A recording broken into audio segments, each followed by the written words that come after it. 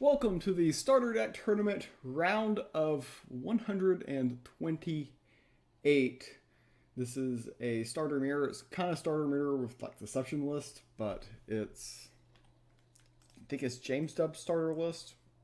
I should probably know this before I start the game, but I just copy and paste the deck code and go. Not much to see here.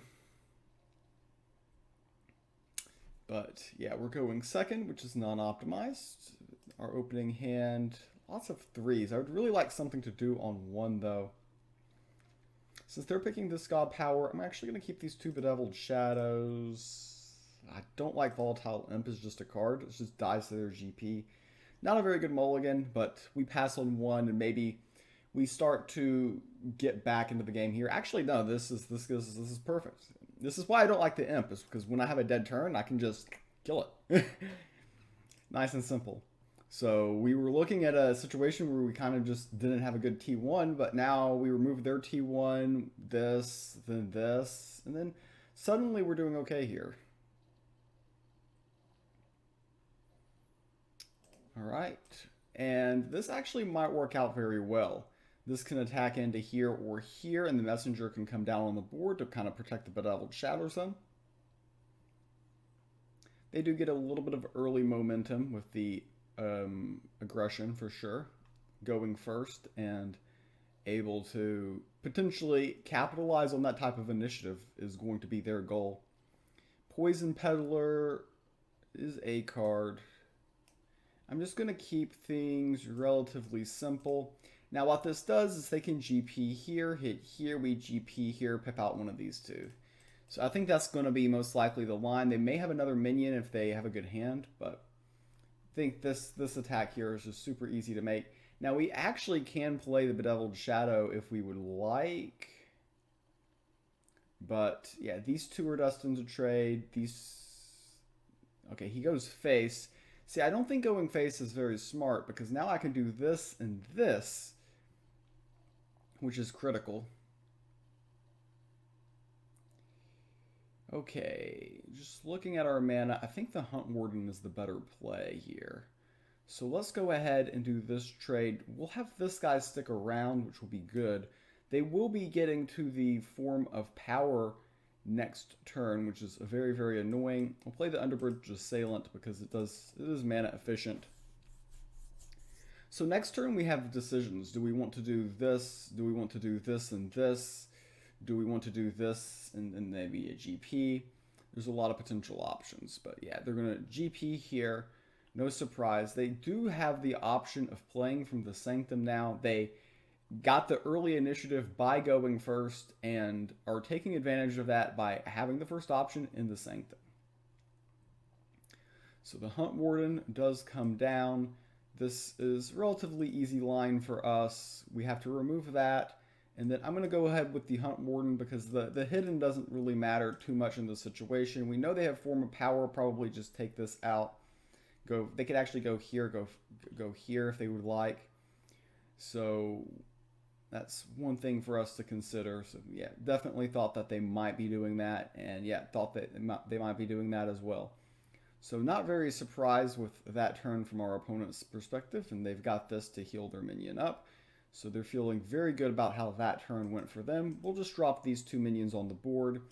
They are simply the best. They can do this. The thing is either way they go into this imp isn't amazing because the imp's afterlife could hit, and even if they kill the imp, we've got the God Power to finish off. All right. So they are definitely pressing us here. And yeah, GP there for sure makes a lot of sense. Unfortunately, we hit here. And they grab the Lambasting Wand. So we definitely are probably going to pick the Nightleaf Trapper. Almost certainly going to pick the Nightleaf Trapper here. We don't have much of a choice. We have to do this attack. And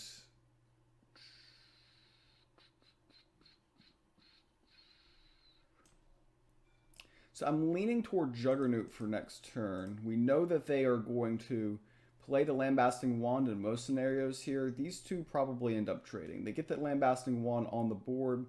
We definitely are eyeing the Nightleaf Trapper. They can get us to 8 real easily here. And then this could represent 6 points. So remember, the GP makes things a little bit awkward because the GP means they can hide their minions basically in perpetuity.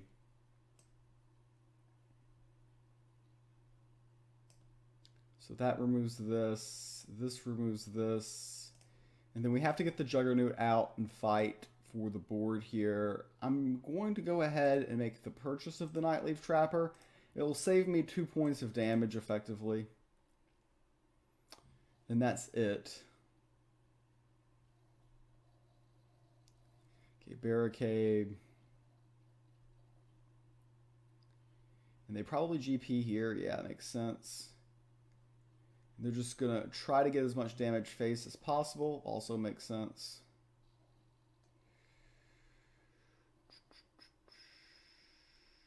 So what I'm going to do is the simplest line, basically going all in here.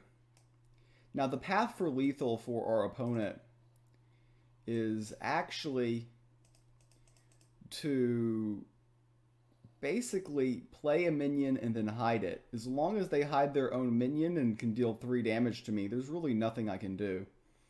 But so we really should lose this game. The question is can they find it? If they spend too much mana and don't have enough hidden stuff, like, yeah, the Juggernaut doesn't really help their cause. It feels like it should, but it actually doesn't.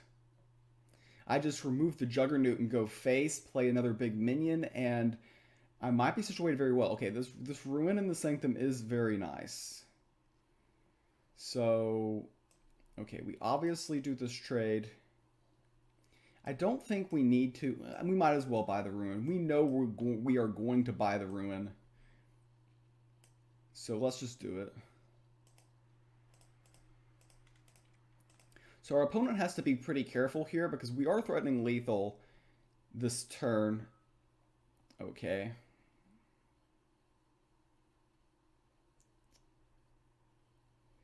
All right.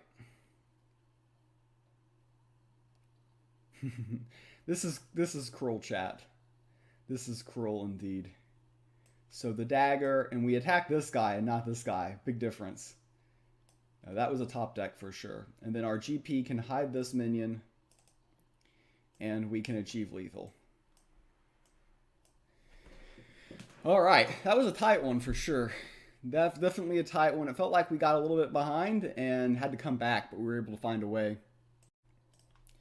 So game 1 did go our way. That one got off to a bad start. Our opponent going first. We were lagging behind the entire game. Held on at 1. And sometimes that's all you need to do. Going second once more. So that can impact things. We just need to get off to a little bit of a better start. It just that was kind of key in last game.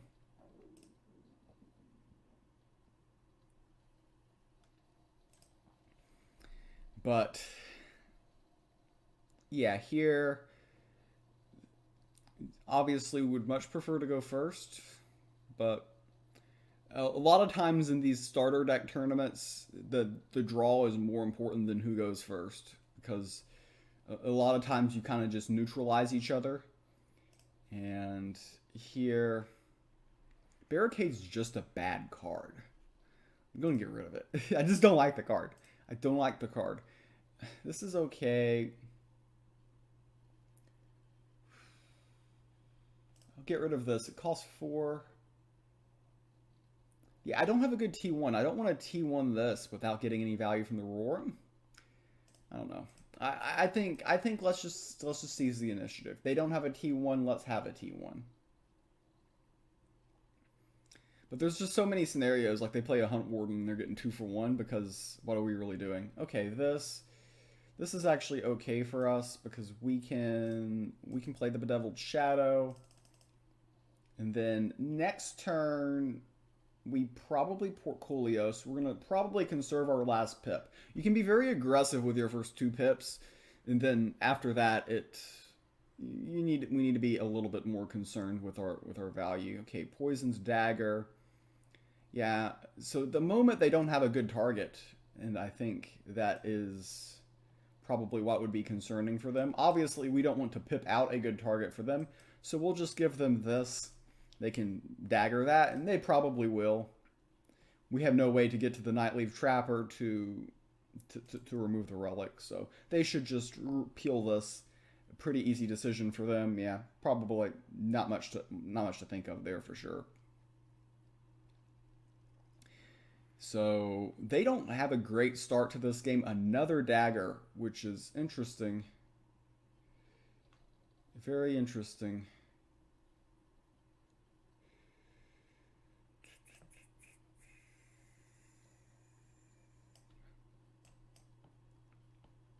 So I have the options of playing Barricade or Poison Peddler. I'm going to go with Poison Peddler. The general idea here is they have to attack with this. So we don't want to play this or this since they have to attack with this. And since they have to attack with this, then we want to give them the worst targets possible, and this is the worst target possible. Ooh, he doesn't attack. Big mistake, and the reason why it's a big mistake is because of the Sanctum. So what we are going to do here, very simple line. Yeah, so this goes face. We'll buy the Nightleaf. The Nightleaf will remove this from the Sanctum. And I think Barricade is smart here, along with the GP, to see where the damage goes. The damage goes face. I'll actually attack with the Poison Peddler here. Only 1 in 5 to hit here, and we're actually happy that it hit there. Spread out the love.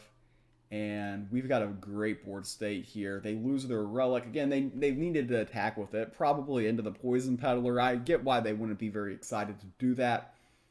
But here, this is what I was talking about before the game, that a lot of times your draw is more important than who goes first. And this is a classic example of we came out and we've seized initiative, and our opponent is definitely on the back foot right now. So that peels that. There's no reason to do this. So let's just go ahead and go face. And we've got options. I'm going to go with the options that spam the board, because I'm going to win this game by winning it early. I don't want this game to come down to the late game, so let's spam the board wide. Again, since we're playing starter deck Mirror, I know my opponent does not have Rapture Dance. Otherwise, this line in a normal game of Gods Unchained would be very bad. But I know that I can go wide without getting punished, so I really should. And yeah, they've got Spiked T, which does remove 1 minion. But again, by going wide, I lessen the effectiveness of the T for sure.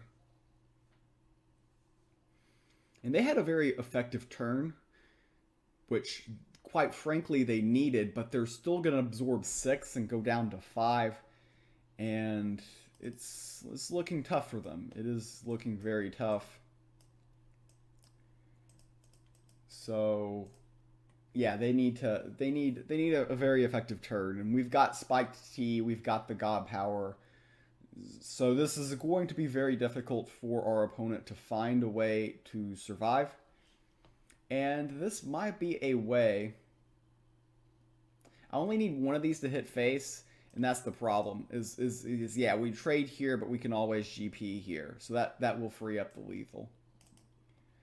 Since I only needed one to go face. I don't think I couldn't force both, but I could get one through, and that's all that mattered. So we advanced to the round of 64. That was a pretty solid round. Game 1 was a great one for sure.